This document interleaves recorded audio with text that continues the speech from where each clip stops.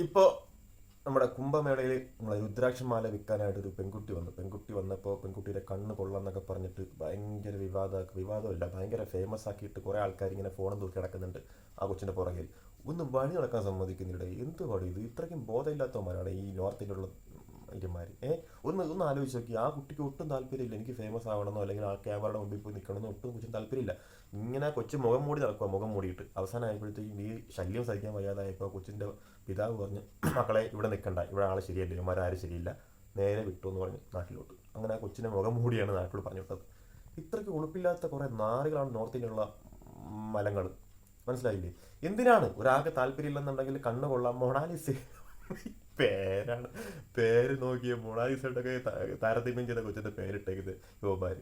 ഇത് എനിക്ക് ചിരിയാ വന്നത്. കുറെ ആൾക്കാരുണ്ട് ആ കൊച്ചു ചുറ്റിനും ഇങ്ങനെ നടന്നു പോകുന്നു, അങ്ങോട്ട് പോകാനും ഇങ്ങോട്ട് പോകാനൊന്നും സമ്മതിക്കാതെ അവസാനമായപ്പോൾ ഒരു ഒരുത്തന്റെ ഫോൺ വരെ എറിഞ്ഞ് കൊച്ചു പൊട്ടിച്ചു കളഞ്ഞു. കാരണം ശല്യം, അത്രയ്ക്ക് ശല്യമായി. ഇപ്പോൾ ഈ ഫോൺ തൂക്കി പിടിച്ച് ഇങ്ങനെ നടക്കുമോ, ഫ്രണ്ടിലും ബാക്കിലും ഒക്കെ സൈഡിലും ഒക്കെ ഇങ്ങനെ ക്യാമറ, ഫുള്ള് ക്യാമറ ഫോൺ. എന്താ ചെയ്യുക?